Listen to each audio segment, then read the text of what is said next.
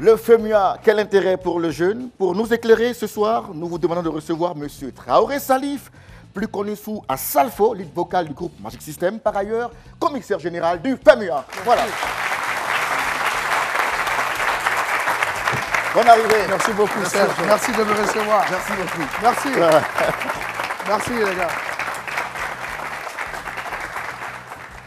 Le FEMUA, quelle opportunité pour le jeune Assalfo, encore une fois publique, ovation pour lui. Voilà.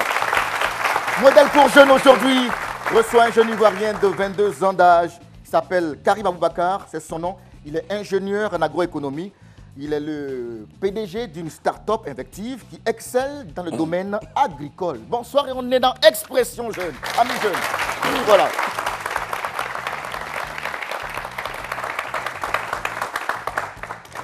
Assalfo, bonsoir. Bonsoir, Serge. Toute l'équipe de production est fière de te recevoir aujourd'hui. Merci de me À recevoir. travers toi, le groupe Magic System International, c'est des fiertés pour la Côte d'Ivoire. Merci. Merci beaucoup. C'est gentil, merci. Alors, comment on se sent? J'imagine que au commissariat, c'est la veillée d'armes. Comment on se sent dans la tête, Assalfo? Mais vous savez, ce genre d'événement, d'abord, je commence par dire bonsoir à tous les téléspectateurs. Et puis dire que ce genre d'événement, quelle que soit la durée, on a toujours une petite pression à l'approche. Et aujourd'hui, tout le monde sait que le FEMUA a démarré. Nous, le FEMUA, ce n'est pas seulement quand les artistes sont sur scène que ça démarre. Bien sûr. Ça commence, je crois, 8 mois avant, parce que quand un FEMUA finit, le lendemain, il recommence la prochaine édition. C'est ça. Et on est dans le starting block. C'est un festival qui accueille beaucoup plus de monde, donc ça demande beaucoup plus de préparation.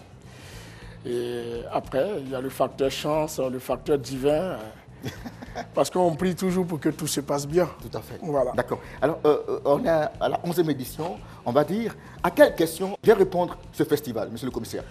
Ben, ce festival, au début, c'est parti d'une idée de vouloir remercier un petit village qui nous a vu naître, le village d'Anoumambo. Une fois, on était en voyage en Europe et puis on traversait le petit village français.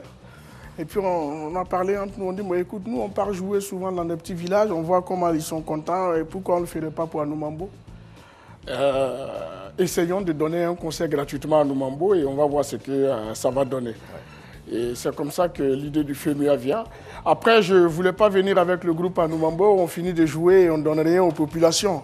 Donc j'ai dit, il faut qu'on ait quelque chose pour accompagner. C'est-à-dire quand on finit, il faut qu'on laisse quelque chose qui reste. On laisse des traces en fait. Qu'on laisse des traces. Il n'y avait pas assez de moyens à l'époque. Donc j'avais un ami qui jouait dans le championnat anglais, Olivier Capot.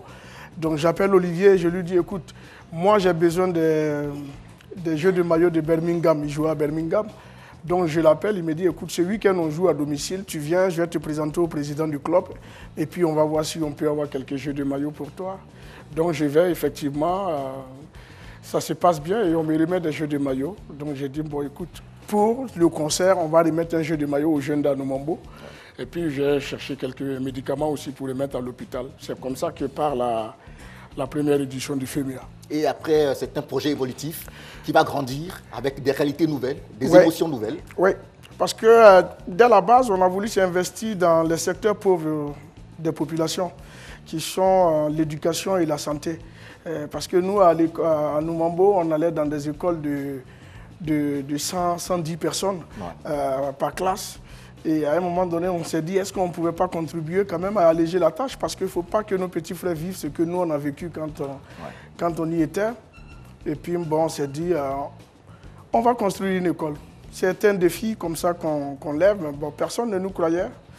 Donc, les premiers droits d'auteur de l'année 2009, on essaie de les rassembler et c'est comme ça que... Avec le tubesque Premier Gaou, derrière aussi. Oui, bon, Premier Gaou, c'est vrai que c'était un tube, mais en 2009, on était quand même 10 ans après Premier Gaou.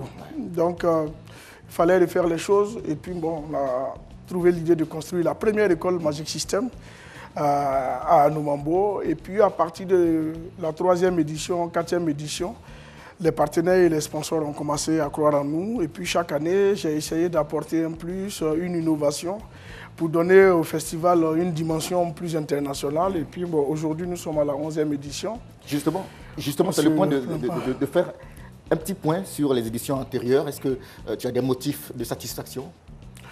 Moi, je suis un éternel insatisfait. Hein. Moi, je suis tellement dans la perfection que chaque fois qu'on fait quelque chose, la prochaine, j'ai envie d'aller au-delà. Et c'est ce que je vais dire à tous les jeunes qui sont là, parce qu'on n'arrive jamais. Il ne faut pas confondre le terminus et la destination, parce qu'on peut arriver à atteindre un objectif, mais dès qu'on atteint cet objectif, il y a un autre qui se présente. Donc, on a une perpétuelle continuité. Et je me suis dit, il y a toujours des choses à faire. Mais ces 10 éditions qui sont passées ont apporté beaucoup d'expérience. On a connu de la joie et on a connu le petit point noir à la 9e édition avec la disparition de Papa Justement, Wemba. nous en parlerons dans cette émission. Voilà. FEMUA 11, des innovations, beaucoup de mouvements sont à noter. Ce FEMUA, entre autres délocalisation, plus d'emplois, des actions sociales en faveur des tout-petits, mais également des jeunes, avec une thématique d'actualité, justement, jeunesse africaine et migration clandestine. Nous en reparlerons. Amis jeunes, je voudrais d'abord vous saluer. Comment allez-vous tous? Est-ce qu'on peut s'appeler très fort déjà? Voilà. Alors, quand on parle de FEMUA, vous pensez à quoi? Le micro est avec vous. Quand on parle du FEMUA, automatiquement, on pense à des concerts géants, à de l'amusement, à Anne-Mambo. D'accord. OK. Qui d'autre a une autre opinion sur ce qu'on sent et pense du FEMUA? Oui, bonsoir mademoiselle. Le FEMUA me fait penser aussi au Carrefour Jeunesse et puis au FEMUA Kids. D'accord. OK. J'ai vu une main derrière.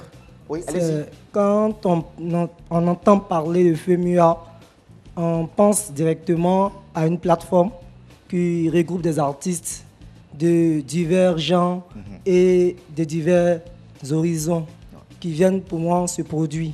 Et pour la population ivoirienne, c'est une occasion de s'épanouir, de s'amuser. Très bien. Amis jeunes, nous avons également interrogé la rue sur cette même question. Que savent les jeunes du FEMUA? Voici des réponses à votre endroit.